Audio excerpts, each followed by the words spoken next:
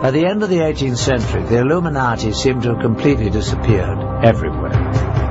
But the Illuminati was not really gone any more than the secret societies that preceded them. They just went underground and added one more item to their list of dark goals: infiltrate and bring down the Catholic religion. When we look around the world today, what do we see of the secret societies? Masonic chapters exist in the open all around the globe as a mainstream organization. The Order of Knights Templar today exists as the top-ranking Masonic organization in the York Rite of Freemasonry. What goes on inside Masonic halls is still relatively secret.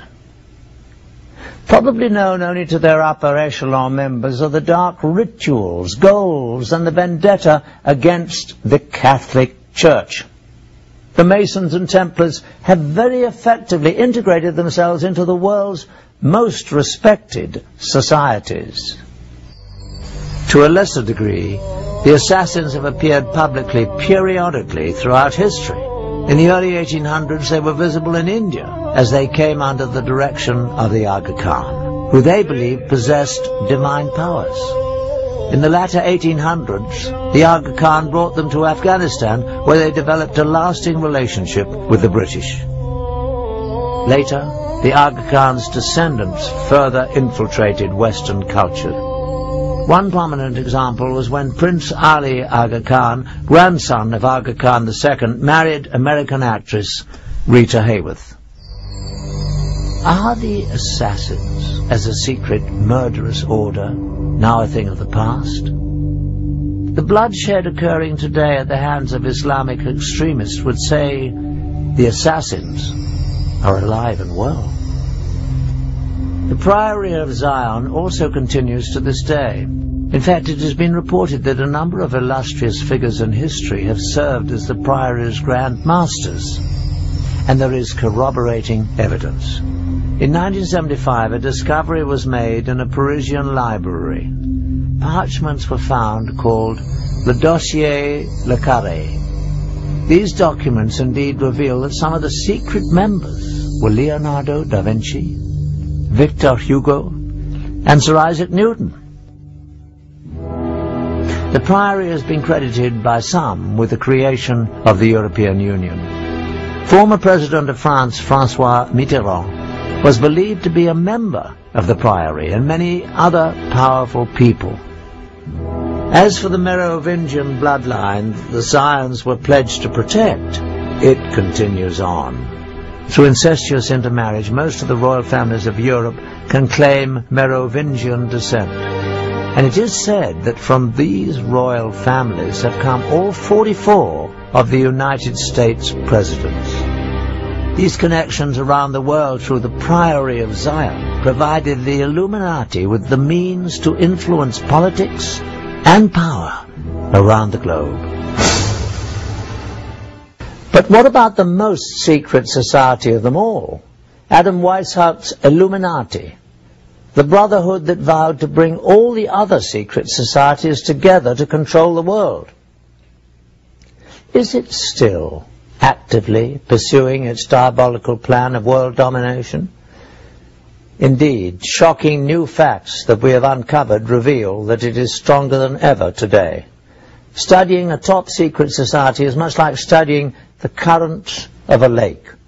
The ripples on the surface give us clues to know what is going on in the darkness below. The Illuminati's grand plan required that it infiltrate the governments of all countries around the world. In our extensive investigation, we focused on just one target, the former Soviet Union, to see how it was manipulated by the Illuminati. An effective way to gain control of a government would be to penetrate its intelligence structures. Newly released information from the files of the KGB provides some unprecedented insight. Now that the Cold War is over, some highly classified information is being smuggled out of carefully guarded vaults in what used to be the Soviet Union. With the change to a market economy here, many items never before available to Russians are finding their way to the black market. They say that everything is for sale in the new Russia, including state secrets and the spies who kept them. After the collapse of the Soviet Union came the dissolving of the KGB. The new government formed its own new security and intelligence agencies, employing many of the old KGB personnel, but leaving many without jobs. Even those with employment were often not paid as promised. We found that many former KGB employees were eager to give first-hand accounts of their classified activities within the agency for the right price. However, when the subject of the Illuminati was introduced, no amount of money could induce anyone to talk about it. We took this as a definite sign that we were on the right track and getting dangerously close to uncovering the presence of the secret brotherhood within the KGB. The former KGB employees were willing to direct us to black market sources where we might obtain further information, but at our own peril. Though most leads proved to be ultimately unproductive, we found that with perseverance, money and a bit of luck, it is possible to acquire classified Soviet documents. Using a hidden camera, we recorded numerous meetings over a period of months in which we attempted to obtain relevant materials.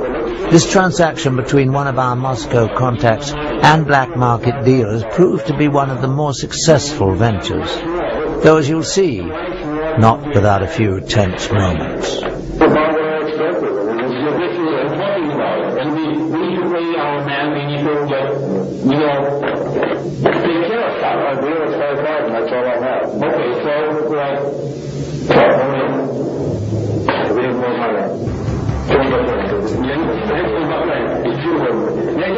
I'm talking, we need more money, okay? Like we can get, okay, let's do that. Like give us 5,000 and that's okay, and the rest you can do like tomorrow, the next day, like whatever. 5,000 is the idea, that's it, I can't do that. This is all I have. Okay, so okay, so I'm going to talk here. Hey, run Finally safe from the black market dealers, within some of these documents we found corroboration for the most valuable piece of information related to us by the ex-KGB agents. Just as we had been told, indeed, the KGB carefully recorded their activities in documents, films and tapes. And these were kept in storage in a holding facility beneath the KGB headquarters under the highest security. These were probably the most sensitive records possessed by the agency, for they would illuminate in graphic detail the most intimate activities of the KGB and possibly the connection to the Illuminati. The documents we purchased from the black market dealers represented a major breakthrough. They not only confirmed that more revealing KGB materials existed, they also told us where they were kept. Again, we went to our black market sources, now armed with this new knowledge. We believe that with the demise of the KGB, most of the safeguards protecting its records would be gone. Someone out there must have the knowledge and access to be able to supply them to us for a price. Over the course of the next 5 months, we employed our sources to try to obtain specifically these top-secret records of the KGB. This transaction between one of our Moscow contacts, an interpreter, and a local black market dealer yielded astonishing results. The location of this meeting is a textile factory in the Zakorniki district of Moscow. This is the office of the Russian entrepreneur who owns the plant and uses it for both legitimate and illegal business. After introductions and some initial small talk, the dealer is asked whether the KGB materials are on the premises.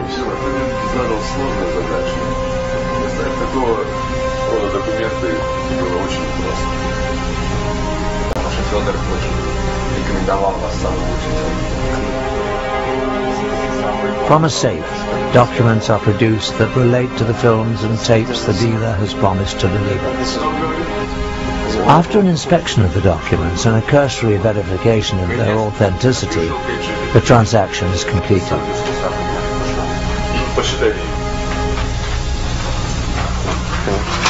Okay, well thank you. Спасибо. Пожалуйста. Nice to meet you. Дмитрий Сергеевич, спасибо за вашу работу. Money changes hands, and the tense group is led to another office where the films and tapes are said to be stored.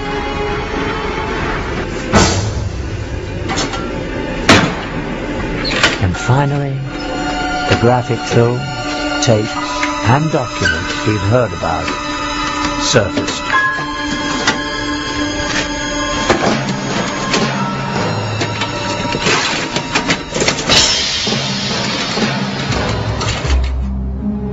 In a startling revelation within the classified documents we obtain, we find proof that the Illuminati infiltrated the Soviet Union and the KGB. These communiques between two high-level KGB agents actually refer to the original illuminated one, Adam Weishaupt, by name.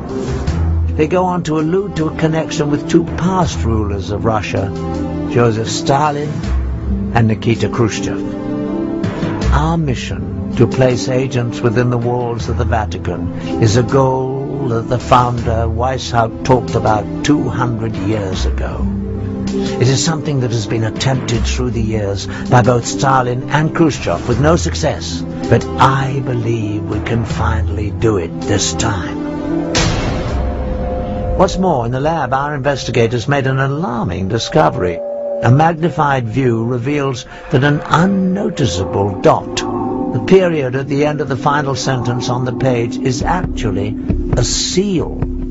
It is the unfinished pyramid with an iron triangle above it. The official insignia of the Illuminati, a marking used by the secret society since its creation in 1776. The KGB was determined to infiltrate the Vatican. Why would this, of all places, be of such critical interest to the Russians? The answer is simple. The Russians would have no interest in the Vatican, but the Illuminati would. Not only would it further the vendetta against the Catholics, but it would be important for the greater purpose of gaining control of the world. The Vatican may be the most powerful force on the planet for influencing people. Policies dictated by the Vatican affect 1 billion people spread across the globe on every continent, in comparison to less than 300 million under the direct influence of the US or the former USSR. Reigning at the top of this vast empire of followers is one man, the Pope, whose words and wishes are considered by his followers to have divine inspiration. No other person on earth has such extraordinary power and influence. The Illuminati would have a great interest in exerting whatever influence they could on the Pope and his advisors. The KGB had a staff of agents permanently assigned to Rome. But the Vatican City exists as a very closed world, an officially recognized independent state with its own government. In effect, it is a sovereign state existing within the city of Rome. Surveillance of it from the outside is very incomplete. From more secret KGB documents we have obtained, we learn that in 1972 the Illuminati, using the people they had in the KGB, formulated a bold plan to position one of their people within the walls of the Vatican. Again, the period at the end of the final sentence on the document is actually the miniature pyramid and eye, the official insignia of the Illuminati. At last, the secret brotherhood could begin to control the Catholic Church from the inside. An agent was sent to the Vatican posing as a Ukrainian priest, driven from his country by the communists for anti-communist rhetoric. He was quickly accepted by the pro-American Vatican clergy.